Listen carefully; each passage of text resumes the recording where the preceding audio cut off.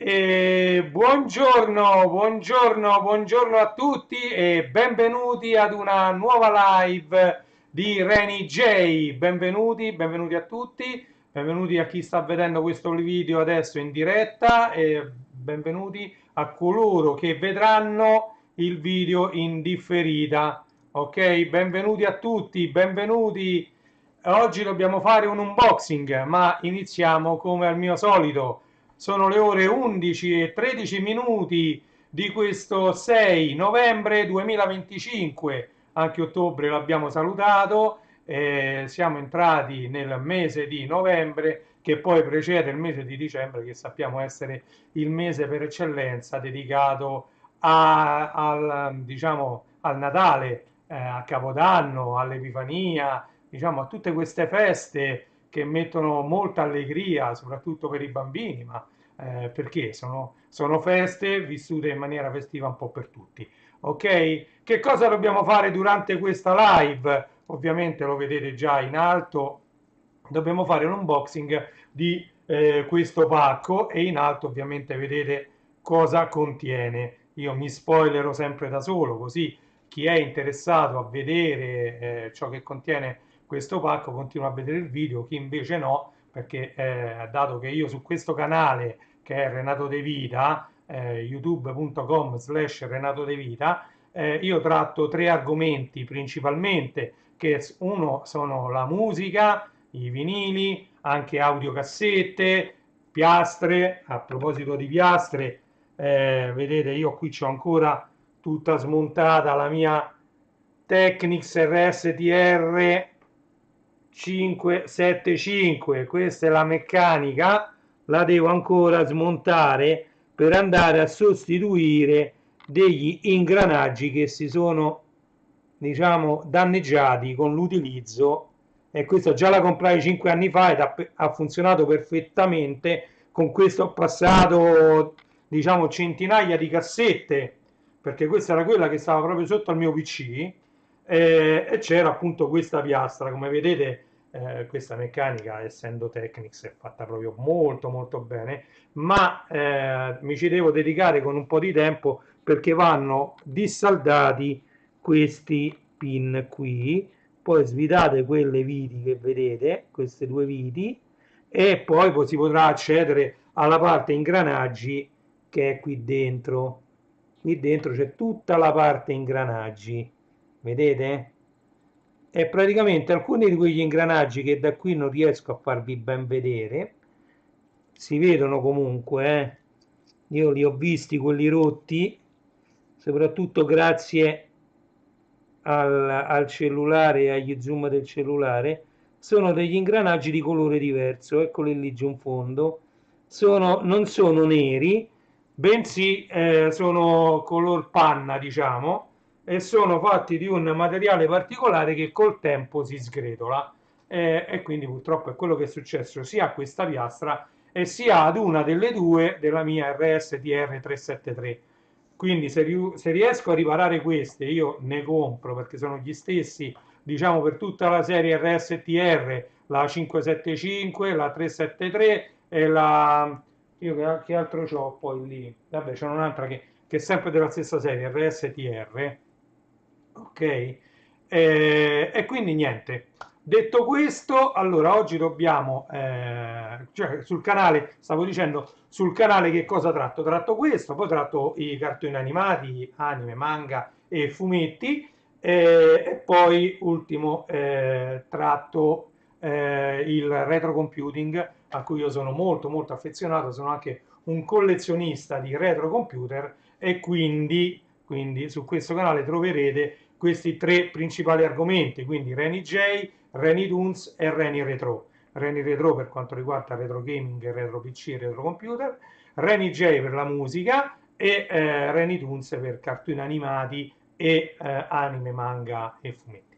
Ok? Detto questo, allora, prima di andare ad aprire questo scatolone, prima attendiamo un attimo, perché volevo raccontare un po' la mia storia. Non l'ho mai fatto durante la mia live, vi ho sempre accennato un po' così un riassunto di quella che è stata la mia storia da DJ, diciamo, e quindi volevo invece perdere qualche minuto proprio per raccontarvi com'è nata la mia passione sia per i vinili, e quindi per i giradischi, che per l'audio in generale, audiocassette in questo caso, ma anche tutti i componenti che ai miei tempi componevano un hi-fi, quindi amplificatori, equalizzatori, analizzatori di spettro, radio tuner, quelle che venivano chiamate anche tuner, lettori CD e quindi tutto quello che componeva un hi-fi casalingo. E poi ovviamente sono arrivato ad avere tipo 3 amplificatori, ho fatto diciamo dei capodanni dove c'era una bella villa grande da diciamo, coprire con la musica, e a quel punto è stato necessario utilizzare addirittura 3 amplificatori, addirittura 3x2 6 altoparlanti, anzi no, ognuno erano 4 altoparlanti, 15 misi, 4, 8, 12 altoparlanti mi portai, tant'è vero che riempì 2 macchine di materiale per fare quel capodanno, però fu un capodanno che io non dimenticherò mai. Fu noleggiata una villa non mi ricordo che capodanno era purtroppo, di che anno, però mi ricordo tutto quello che ho fatto, che ho montato, diciamo, tutto quello che ho fatto me lo ricordo come se fosse ieri.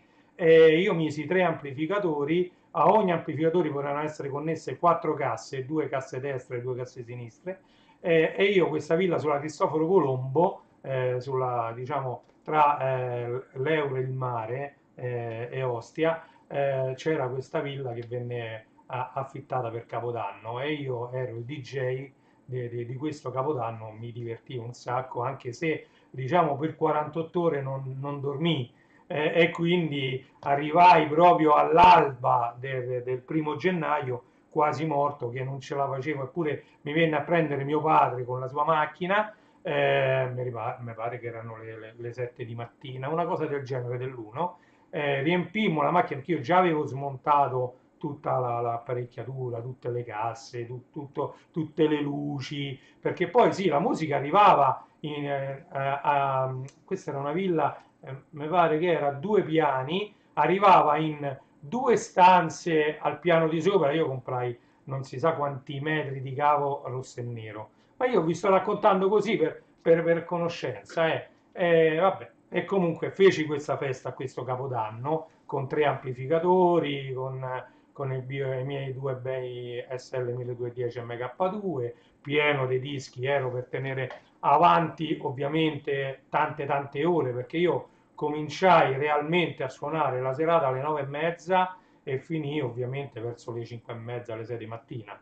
Quindi senza nessuno che mi dava il cambio, ho fatto tutto da solo, ho montato tutto. Quel giorno, quel 31, io andai, mi pare, alle 10 di mattina, e dalle 10 di mattina al giorno dopo non mi fermai mai, perché ci volle un sacco di tempo per montare tutto, però ce la feci tranquillamente perché le ore erano tante e senza fermarsi, diciamo, ci se la faceva. Io montai prima tutto l'impianto audio, passandomi tutti i cavi. Fortunatamente era abbastanza semplice, perché passai fuori per delle finestre, stavano una sopra l'altra, e quindi io feci passare questi cavi nero e rosso attraverso le finestre, e quindi che stavano aperte, non era un problema.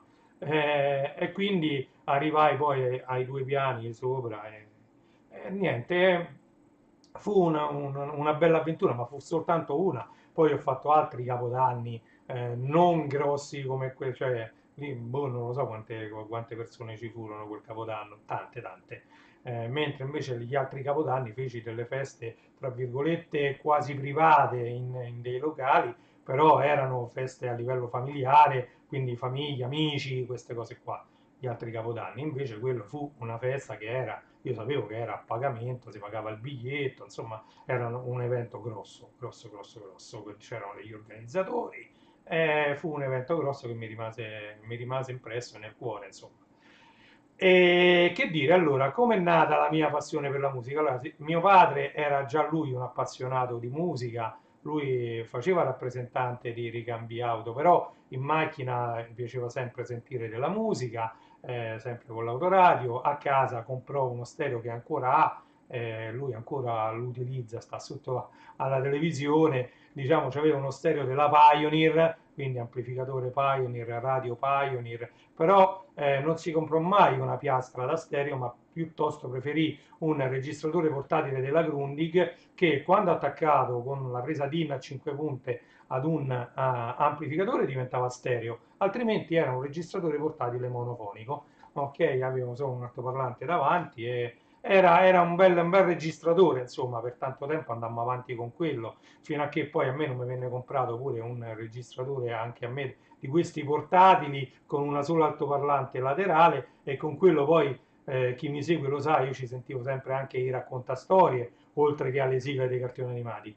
Comunque, un'altra cosa che mi ha avvicinato quando io ero molto piccolo, mi ricordo noi abitavamo a Spinacero, che è un quartiere di Roma, e lì in quella casa dove stavamo in affitto, al piano, diciamo, c'era un portico, noi abitavamo al primo piano, che era il primo piano abitabile, perché al piano terra c'era tutto il portico, si usava negli anni 70 questo portico dove poi si vedevano diciamo, tutti i bambini che abitavano dentro a quei palazzi, c'era questo portico e io in questo portico c'era quella che definivamo la cantina ed era diciamo una stanza abbastanza grande, io me la ricordo che era abbastanza grande, separato ovviamente da casa, noi abitavamo al primo piano, non c'era una scala esterna, cioè interna di casa per andare dentro a questa cantina, dovevi prendere le scale quelle condominiali, uscivi nel portico e poi c'avevi la chiave per accedere a questa cantina, chiamiamola così. E poi non la chiamavamo la cantina, non mi ricordo come la chiamavamo, comunque era questa stanza. Dentro questa stanza c'era diciamo un giradischi di quelli a valigetta portatili, il cui coperchio era formato dai due altoparlanti attaccati uno all'altro. Quindi tu aprivi il coperchio, staccavi i due altoparlanti e li mettevi uno da una parte e uno dall'altra per rendere la stereofonia. E poi c'era questo giradischi, che aveva solo giradischi, era unicamente giradischi e potevi sentirci i 33 e i 45 giri. Ok, mi ricordo che c'era pure la puntina che girava su se stessa perché andava anche a 78 giri, però noi la utilizzavamo proprio per i 33, anzi io la utilizzavo prettamente per i 45 giri, i 33 quasi non ce ne avevamo. E quindi niente, da lì io mi sentivo, mi ricordo tanto, che ne so, Sei forte papà di Gianni Morandi, mi ricordo Bobinda, mi ricordo tante delle canzoncine per bambini che andavano in quell'epoca e quindi Portobello, le sigle TV, insomma questi 45 che si trovano pure tranquillamente alla UPIM e costavano relativamente molto poco, 1000, 1500, 2000 lire, ve l'ho fatti vedere anche con i prezzi scritti, perché ne ho ancora, non sono quelli originali di quando ero piccolo, perché poi li ho riacquistati nel tempo, sai, tramite dei mercatini, tramite mi sono stati anche regalati alcuni da amici, quindi diciamo che nel tempo poi ho cercato di ripristinare un po' questa piccola collezione che era, poi l'ho ingrandita, sapete che oggi ho oltre 6.000 vinili.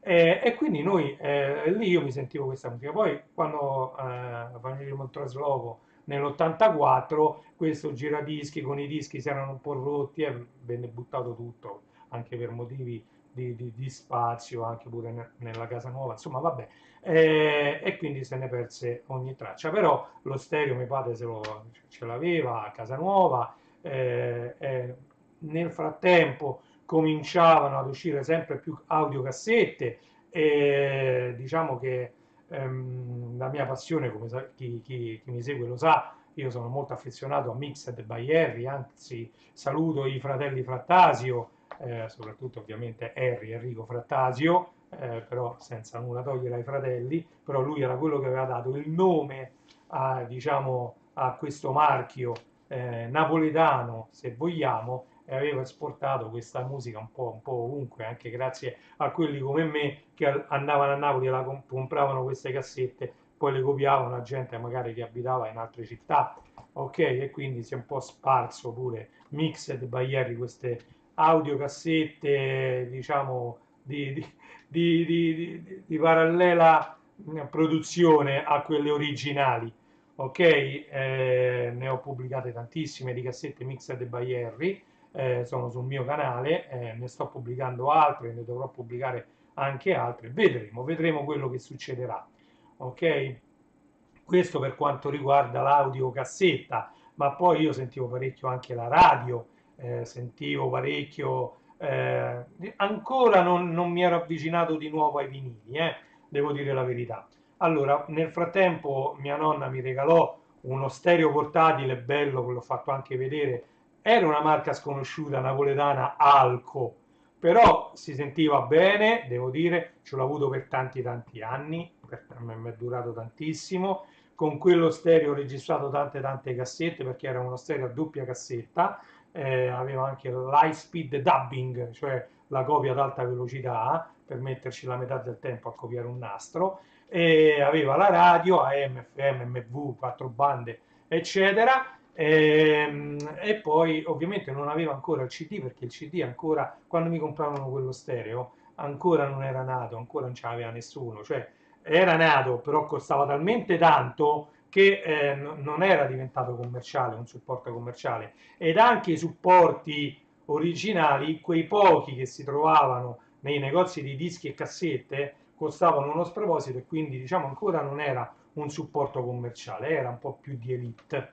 Ok? Nel frattempo la mia passione cresceva, cresceva anche diciamo, una radio molto famosa che era Radio DJ, su Radio DJ c'erano Albertino, Molella Fargetta e Prezioso che la facevano da padrone su questa radio, il DJ Time di Albertino, la DJ Parade, e cominciava la prima, le primissime, diciamo, i primissimi brani dance commercializzati come singoli sui vinili, insomma, alla fine io un Natale decisi di comprare lo stereo da camera per la mia cameretta, mi presi un Philips con sopra, ancora ce l'ho, con sopra il giradischi che era molleggiato, però quello c'era, quello che potevo, cioè quello volevo, me l'ero visto, quindi il giradischi era tutto un cubo compatto, all'epoca andavano questi cubo, tutto compatto, tutto uno, quindi non era a pezzi separati,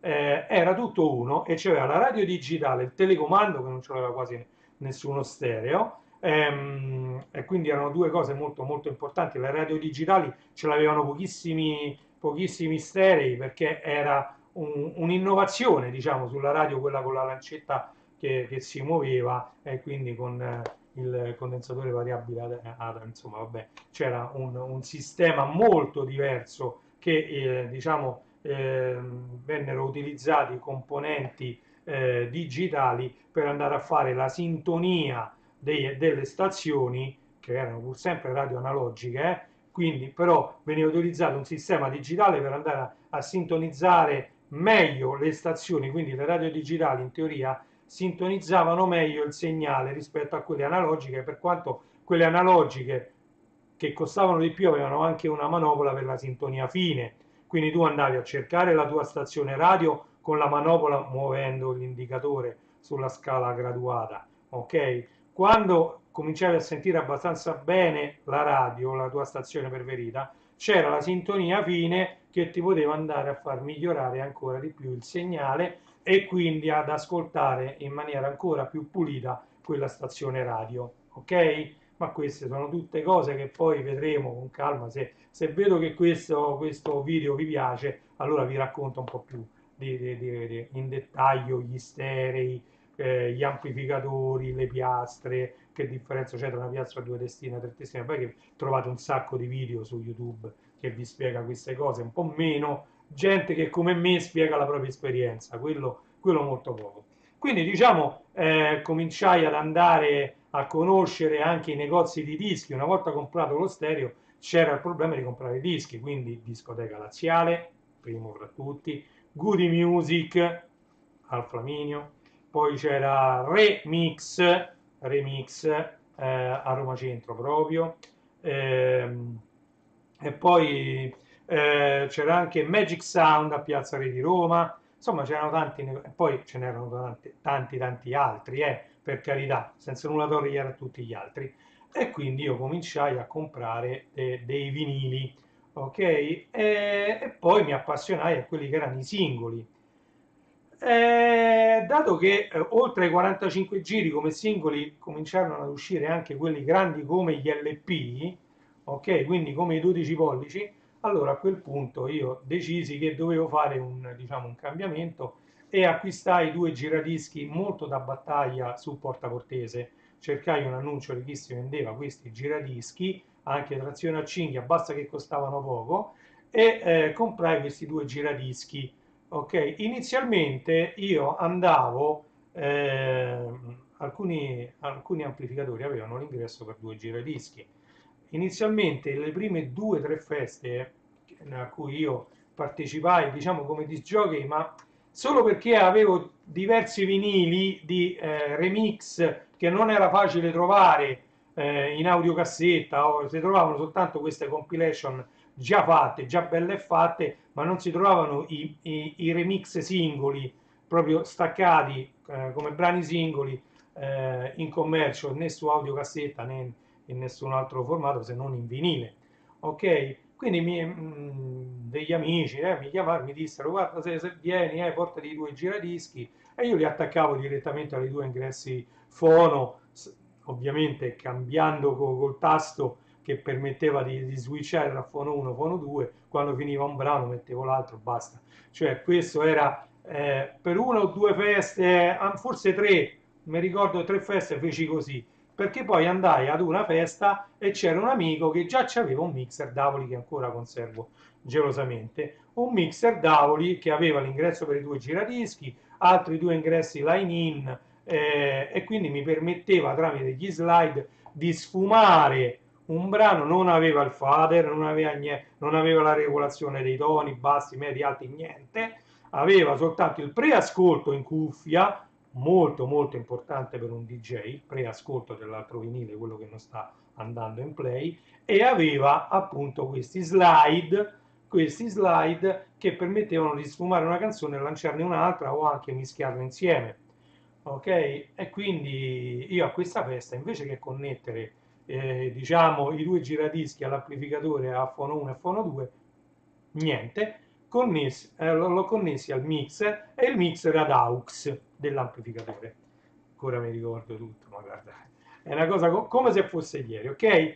E quindi quella fu la prima festa che io feci con il mixer e con, diciamo, e con i due giradischi a cinghia, diciamo, sempre io mettevo sfumando uno e facendo entrare l'altro, diciamo, quindi molto semplicemente, quindi niente di ciò che un DJ attuale dovrebbe fare, perché fare il DJ è tutt'altro, però all'epoca almeno avevo la selezione che erano i dischi che io andavo a comprare nei negozi che vi ho citato, quindi avevo un'ottima selezione musicale e quindi quello piaceva, la gente quello che vuole è un'ottima selezione musicale e quindi quello gli mettevo, quindi piaceva. Quando me ne andata a quella festa, però, io il mixer ovviamente non era mio, lo lasciai a questo amico.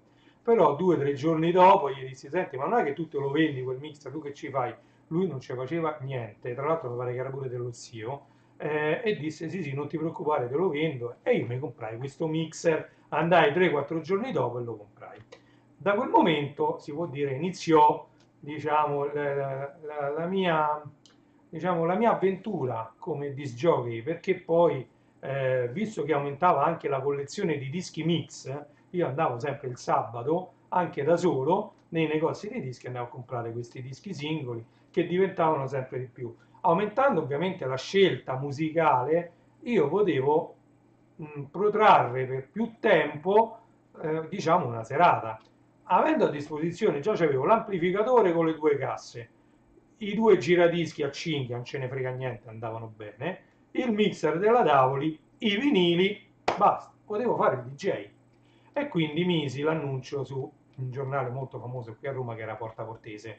Ok? Da Porta Portese cominciarono a chiamarmi piano piano, prima diciamo per le feste di 16 anni, così 17 anni, che ci piaceva ovviamente la musica dance che andava in quell'epoca. Stiamo parlando della seconda metà degli anni 80, io fino alla prima metà degli anni 90 ho fatto il DJ, una decina di anni scarsi, diciamo. Ok? E quindi diciamo questa cosa cominciò a prendere piede e io cominciavo ovviamente a rientrare anche dei soldi che spendevo per acquistare questi vinili.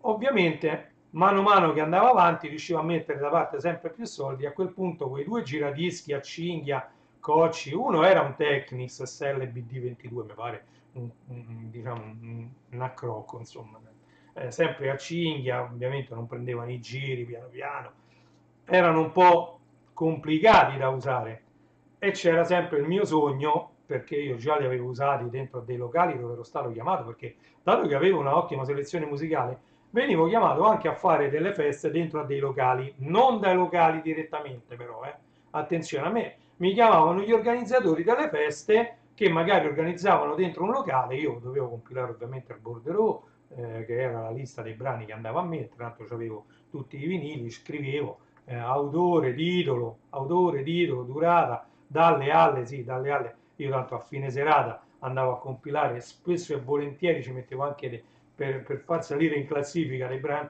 non è che c'era nessuno che veniva a sentire né che si ricordava se avevo messo un disco, l'importante è che ce l'avevo, ci mettevo anche dei dischi che mi piacevano, che magari non avevo messo durante la serata, uno, due, tre dischi che mi piacevano a me e io sapevo che quelle liste poi andavano a finire in mano alla SIAE e poi venivano utilizzate anche per fare delle classifiche. Quindi sì, mettevo quelli là che ovviamente mi ero portato appresso perché dovete pensare che all'epoca non era come oggi, uno si portava una pennetta a 10.000 canzoni. No, io mi portavo le cassette del latte, si usavano, per mettere tutti questi dischi, ogni cassetta del latte c'entravano un centinaio di dischi scarsi, e io me ne portavo due o tre cassette di dischi, quindi circa 300 dischi, di questi 300 ne riuscivi a mettere boh, una cinquantina, 60, ma io sapevo quali erano quelli che avevo messo, e quindi li potevo scrivere, me li ricordavo a memoria quando facevo una serata, e quindi li scrivevo e poi ci aggiungevo pure qualcun altro che era di mio gradimento e che magari non avevo messo. Ok, così andavano pure un po' di diritti a della gente che mi faceva piacere che ricevessero anche magari un niente, però quel niente, oppure che scalassero un minimo la classifica. Ecco, questo è pure un altro aspetto che voi non sapete del DJing, che alla fine andava compilato questa, diciamo, questa lista di brani che poi veniva lasciata al padrone del locale. Poi ovviamente io non so se il padrone del locale effettivamente aveva pagato la SIAE e la SIAE gliel'avrebbe richiesto quel foglio, quindi sicuramente l'avrà dato perché non lo potevano tenere loro, proprio perché è la SIAE che te lo dà nel momento in cui chiedi l'autorizzazione di fare musica dentro un locale pubblico e quindi poi la SIAE te lo richiede, diciamo, alla fine dell'evento. E quindi diciamo avevo messo da parte qualche soldo e volevo passare di categoria per quanto riguarda almeno i giradischi e quindi comprai usati che ancora ce li ho giù, ancora funzionano perfettamente, i Technics SL 1210 MK2. Ok, due giradischi spettacolari, non ho mai maneggiato altri giradischi migliori di quelli, anche se al giorno d'oggi ce ne sono. Ho parlato con tanti DJ e sono d'accordo nel dire che gli SL 1210 sono, diciamo, considerati dalla massa i migliori giradischi per DJ, però ce ne sono tantissimi altri che diciamo sono quasi allo stesso livello ed alcuni a mio parere anche superiori hanno gli high torque, cioè quelli che prendono i giri ancora in maniera più veloce del Technics 1210, per quanto adesso ci sono i Technics, io adesso qui ho un M5G che è digitale, oltre agli MK2 che ho giù, c'ho un solo Technics 1210 M5G che va molto bene, però ho visto i no i Reloop, beh, non erano manco Denon, ma mi pare i Reloop High Torque, che sono quelli che si fermano immediatamente appena premi lo stop si bloccano e appena premi lo start partono immediatamente, prendono i giri. Sono gli High Torque, si chiamano proprio così, mi pare dagli 8000 in poi, e hanno questa caratteristica che prendono i giri immediatamente e quando premi lo stop si bloccano immediatamente, quindi che era una caratteristica prettamente del motore diviso della Technics che è un brevetto proprio Technics Panasonic. Allora, quindi cresceva la mia passione, io continuavo a comprare dischi e poi continuava ad uscire un sacco di musica, una più bella dell'altra, sia nostrana, quindi italiana, che internazionale, e quindi diciamo la scelta musicale era in quegli anni, dagli anni 80 e 90, dal punto di vista musicale sono stati degli anni irripetibili secondo me, perché sì, negli anni 60, 70 andava tanto la musica, però non erano così diffusi né i vinili né le cassette che si sono diffuse poi negli anni 80, hanno cominciato negli anni 70, ma si sono diffuse negli anni 80, ma anche i dischi mix si sono diffusi negli anni 80, prima non c'era questa enorme diffusione dei dischi mix, ancora sulle spiagge, nei bar si trovavano i jukebox con i 45 giri, non con i dischi mix. Ok? Con la diffusione di questi dischi mix esplose anche quella che fu la, diciamo, professione del DJ, e quindi io continuavo a mettere gli annunci sul portaportese, molto spesso andavo anche per passaparola, quindi quando ti trovavi a fare una festa di 16, 17 o 18 anni, poi i compagni che si erano trovati bene con me come DJ si passavano parola e io andavo a fare la festa in una classe magari di 4 o 5 persone all'interno che frequentavano la stessa classe, quindi io durante l'anno per 4-5 volte rivedevo le stesse persone, questo mi faceva anche molto piacere. Quindi diciamo esplose così la mia carriera, tra virgolette, perché poi non lo facevo per lavoro, lo facevo sempre per passione. Mettiamo in chiaro questa cosa, lo facevo per passione. Io poi con quello che ci guadagnavo ci ho pagato tutti i vinili che ho, cioè non mi rimaneva niente. Allora, detto questo, raccontato come io mi sono avvicinato, ovviamente si avvicinavano gli anni 90, abbiamo visto quella che è stata, allora, volevo vedere un attimino questa l'immagine, vabbè, insomma, in quegli anni diciamo, diventò famoso anche Giovanotti, all'epoca proprio alla fine degli anni 80, ma nell'88 Reggae 88 e tutte le altre musiche, le altre canzoni come Gino Latino presero piede, poi fece Gimme Five e Qui la festa, diciamo tutti i brani di For President remixati opportunamente erano riempipista, poi si affacciò pure Francesco Salvi con C'è da spostare una macchina, c'erano talmente tanti brani, Charlie, Faccia la pirla, c'erano un sacco di brani italiani che erano molto esileranti ma presero molto piede. Tra questi c'erano anche diciamo un duo che diventò famosissimo quasi da subito, da quando uscì con questo brano ed erano gli 883 che vedete qui sopra. Ok? E loro ovviamente ogni album che hanno pubblicato in quegli anni era un riempipista, da ogni album venivano prese un mare di canzoni per fare dischi mix, remix e chi più ne ha più ne metta, e infatti poi uscì diciamo dove sta che ve lo voglio far vedere, eccolo, io ho i 3 vinili colorati di questo è il Remix 94. Nel 94 vennero prese tanti brani e remixati da grandissimi produttori del tempo. Mi vuoi mettere a fuoco oppure no? Io voglio aspettare che metta a fuoco. No, perché questa riflette. Ecco, chiuditi nel cesso, original remix. Vedete, DJ Mico, Molella, Stefano Secchi, Usura, Bliss Team. Vedete, guardate, datura sonora, Fargetta ovviamente, Pierpa, avete visto voi poi c'è Barraca Destroy, DJ Mico, Pierpa faceva parte proprio del gruppo, era la persona che non figurava mai, ma se avete visto, diciamo, hanno ucciso l'uomo ragno, la storia degli 883, vedrete chi è Pierpa. Ha creduto molto in Max Pezzali e Mauro Repetto, Pierpa. Allora, ho aperto questo scatolone. Allora, qui dentro ci sono 1 e 2. Allora, io direi, vabbè, è caduto il coltellino, fortunatamente se cade il coltellino non si rompe nulla. Questo è il coltellino rosso, lo rimettiamo dove io lo trovo sempre. Ok, qui abbiamo 1, se fa una risata Amazon, vedete, 1 e 2. Ok?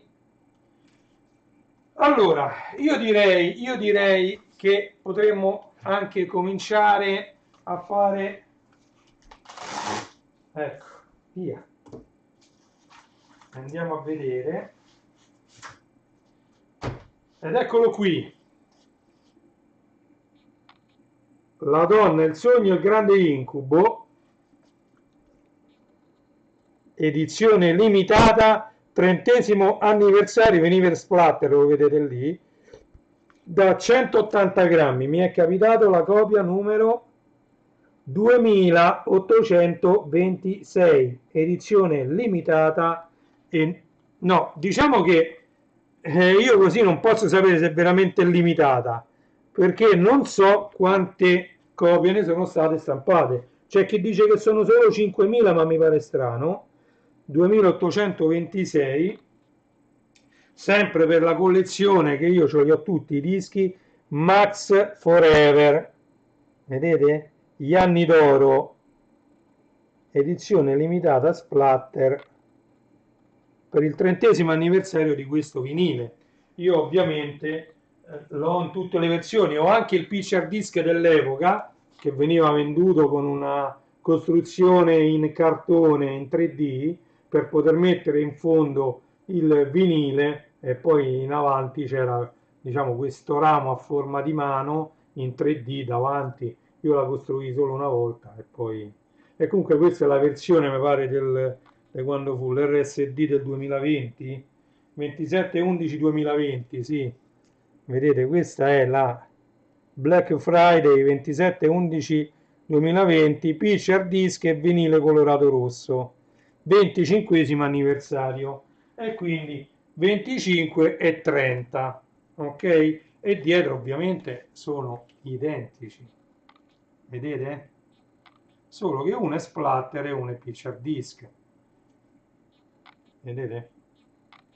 Anzi, qua le scritte sono più piccoline, hanno cambiato il font e qua invece sono un po' più grosse. Che poi mi sa che sul disco originale erano così. Comunque, vediamo un po', che io qui ce l'ho, La donna, il sogno, il grande incubo. No, beh, sul CD, ecco, questo è il CD originale, La donna, il sogno, il grande incubo. Eccolo qua. E quindi questo è splatter e ce l'avete là, lo vedete com'è il disco, inutile che lo apriamo, è tutto a puntini.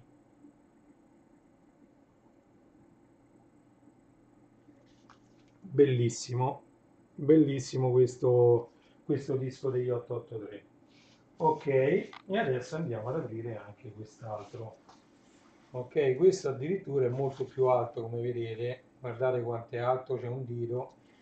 Mi sono voluto levare anche se purtroppo costano, però visto e considerato che gli 883, già questo qui per esempio su Amazon non lo trovate più, questo così su Amazon non c'è, io almeno non l'ho più trovato, questo vinile splatter. Non c'è ancora la discoteca laziale, se vi serve discotecalaziale.com e lo andate a comprare. Eh, però su Amazon non c'è più. Oh, guardate un po' questo invece. Questa è La donna, il sogno, il grande incubo, il cofanetto. Come sapete, allora anche questo è numerato. Andiamo a vedere che io sto senza occhiali e non ce leggo. 97, io non lo so quanti ne sono stati fatti. Questo si trova ancora su Amazon. Questo tranquillamente lo trovate. Tranquillamente lo trovate su Amazon. anche perché questo costa parecchio di più e non tutti l'hanno potuto acquistare. Io perché sono un appassionato degli 883 e quindi l'ho preso. Ecco, ve lo sto facendo vedere da tutti i lati. Per quanto riguarda il contenuto di questo cofanetto, volevo farvi vedere un video e quindi lo mandiamo su. Allora, attivo l'audio, io mi sto zitto e ci vediamo un video per quanto riguarda un video della discoteca laziale www.discotecalaziale.com dove ancora lo trovate questo cofanetto. Ok, trovate anche quello diciamo con splatter, ecco, non mi veniva la parola, splatter, questo splatter qui sopra ancora lo trovate. Ok? Quindi adesso allora volevo mettere. Allora, aspettate un attimo, eh. Allora, ok, io direi che non so perché non si vede. Vabbè, io attivo, vediamo un po' se riesco a farvelo vedere, perché magari deve partire per farvelo vedere. Un attimo solo. È uscito La donna, il sogno e il grande incubo, il box degli 883 in edizione 30° anniversario limitato. All'interno abbiamo, oltre all'LP e al 45 giri, entrambi rossi trasparenti, abbiamo anche dei poster e delle illustrazioni di Giulio De Vita, che adesso andiamo a vedere insieme. Intanto questo è il box, adesso lo apriamo. E abbiamo all'interno come prima cosa chiaramente il vinile è gatefold, eccolo qui, così dentro tutti i testi delle canzoni, il retro è questo qui. E adesso lo andiamo a vedere all'interno, andiamo a vedere la colorazione. Qui abbiamo una foto di Max, dietro tutti i brani, bellissimi tra l'altro, degli 883. E la colorazione è questa, quindi rosso trasparente. Poi continuiamo perché ci sono tantissime cose, qui abbiamo tantissime illustrazioni, ve ne mostrerò qualcuna, non tutte, per non rovinarvi la sorpresa quando lo riceverete a casa, se non l'avete già ricevuto. Eccole qui, 1, 2, tante illustrazioni bellissime, eccole qui. Poi non è finita perché abbiamo un poster, eccolo, di Max con tutti questi personaggini. Poi abbiamo il 45 giri di Gli avvoltoi più Non sei Bob Dylan, che andiamo a vedere, sempre rosso trasparente. Quindi La donna, il sogno e il grande incubo, 883, voilà. Eccolo, di Max con tutti questi personaggi. Allora, siamo tornati in live, come vedete è tantissimo il ritardo delle live quando vengono trasmesse su YouTube.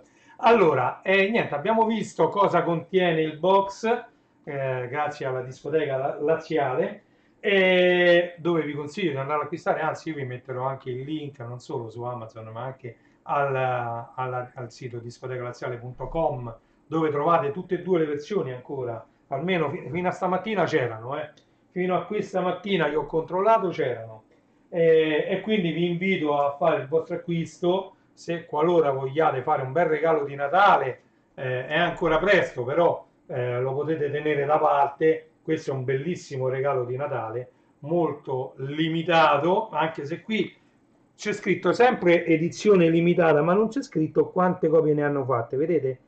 Edizione limitata, poi guardate qua, 45 giri, Gli avvoltoi demo e Non sei Bob Dylan. E poi qua c'è l'LP, sempre la radio a 1000 watt, fattore S, Ti sento vivere, Senza averti qui, Tieni il tempo, Gli avvoltoi, Il grande incubo, Una canzone d'amore, Musica, O me, o Quei deficienti lì e Gli anni d'oro del grande Real. Allora, c'è sempre un qualcosa che manca alla mia collezione. Voi sapete che io sto collezionando anche tutti i vinili che escono di Max Pezzali come solista, ma manca la dura legge del gol, diciamo, questo in vinile picture disc riproposto non riesco a capire perché, cioè, costa un buono, non lo so, vi dico 1000 € il vinile, dove da una parte è proprio fatto così, un vinile fatto con la forma del pallone da una parte e dall'altra mi pare che c'è proprio questo. Cioè, si trova l'immagine su Discogs, però ce l'hanno talmente in pochi che diciamo questo vinile non è arrivabile come prezzi. Dovrebbero fare, ecco, un vinile che costi quanto, più o meno quanto è costato questo. Ecco, questo per esempio, Picture Disc, bellissimo, eccetera, io l'ho pagato alla discoteca laziale 34,90. Vedete? Questo è il prezzo della discoteca laziale, 34,90. Ok? E questo fu un Record Store Day, mentre invece questi che vi ho fatto vedere, questi due, sono usciti adesso nel 2025 per il, diciamo, 30° anniversario della donna. Questo è il cofanetto e questo è il vinile. La donna, il sogno, il grande incubo. Il vinile, questo qua in questo caso non è un picture disc, ma è un disco colorato con splatter, diciamo, con questi puntini. Trovate ovviamente io l'ho visto su Instagram, i video di come vengono realizzati questi, di qua, questi vinili splatter. Ve lo racconto in due parole. Voi sapete che il vinile è una sostanza semiliquida, ok, molto malleabile, sembra il pongo, sembra esattamente il pongo, ok? Quando esce dal macchinario ancora caldo, che può essere lavorato, non scotta, per carità, può essere lavorato. Che cosa viene fatto? Viene un po' allungato e viene messo dove ci sono tutti altri trucioli colorati di vinile, ok? Proprio dei trucioletti, tutti colorati dentro una vasca. Quindi in questo caso è stato preso del vinile verde, vedete? Del vinile verde, e invece che farlo solo verde, diciamo, il disco, è stato preso questo vinile verde, è stato un po' lavorato a mano, è stato arrotolato dove ci sono tutti questi trucioli di vinile, trucioli sempre di vinile, quindi è stato fatto poi diciamo, a disco, diciamo, la palletta, chiamiamola così anche se non è a forma sferica, è una sfera schiacciata, ok? Tipo, tipo Alexa che c'ho lì, ok? E niente, una volta fatto questo è stato ovviamente pressato tra i due centrini con la pressa e tutti quei trucioli fanno tutti quei segni che vedete lì sotto l'azione della pressa, ok? E quindi poi esce questo vinile fatto così. È bello vedere come vengono realizzati sia i picture disc. I picture disc hanno sopra e sotto un vinile trasparente e poi c'è ovviamente l'immagine stampata. Hanno un costo un po' più alto perché l'immagine è grande, più grande, visto che è un 33 per 33, dovrebbe essere più grande della 4, quindi va stampata su una carta particolare, quindi i picture disc hanno un costo un po' maggiore proprio perché hanno questa particolarità. Quelli colorati invece adesso che si trovano dovunque non hanno un costo diverso perché prima si utilizzava il vinile nero, era più facile da realizzare, da trattare e quindi veniva usato sempre il vinile nero, raramente c'era qualche vinile colorato, mentre invece al giorno d'oggi sono quasi tutti colorati e comincia a essere più difficile trovare vinili neri. Ok, io pure ce ne ho tantissimi colorati, questo è un picture disc, questo è splatter, pure questo, vedi c'è scritto splatter, e quello invece addirittura è fatto in un altro modo, quello addirittura ha i vinili di diverso colore diciamo affiancati uno all'altro, quello è ancora più difficile da fare, gli anni. Volete vedere come è fatto questo? Guardate, questo è due vinili, però guardate come sono fatti, guardate, vedete? Questo è ancora più difficile da fare perché viene preso un vinile di un colore e sopra messo, diciamo, tutte le striature del vinile dell'altro colore, pressato, esce fuori questo. Questo è più complicato rispetto allo splatter. Ok? Mettiamoci questo. No, questo ammazza tanto pesa. Tra l'altro quello era un doppio, questo è singolo vinile splatter. Questo è un doppio vinile, questo è un doppio vinile che uscì per il 25esimo E qua ci sono dei brani diversi, vedete? Proprio perché trattasi di un doppio vinile. Picture Disc 1, Side 1, Side A, Side B, Disc 2. Tra l'altro, ecco, qui c'è scritto che uno è un Picture Disc e l'altro è un vinile colorato rosso da 180 grammi. Bellissimo. A me i vinili piacciono sempre, quindi gradisco sempre quando posso comprarli, quando mi vengono regalati. Ovviamente devo sempre ringraziare mia moglie per tutto questo, che senza mia moglie tutto questo non si sarebbe mai realizzato niente. Quindi grazie tante, grazie Margherita, grazie a mia moglie e niente. Siamo arrivati alla fine di questa live che è durata quasi un'ora, sono 50 minuti passati.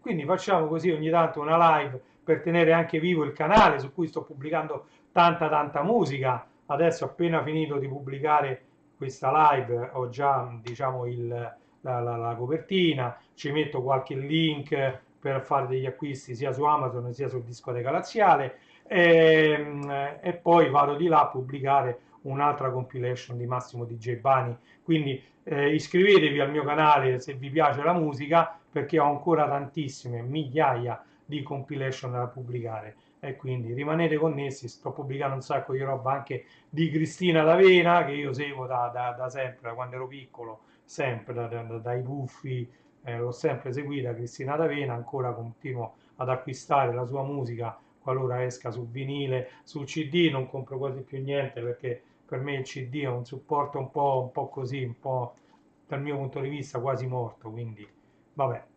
Ok? Ciao Willy, sei arrivato in chiusura di live, va bene.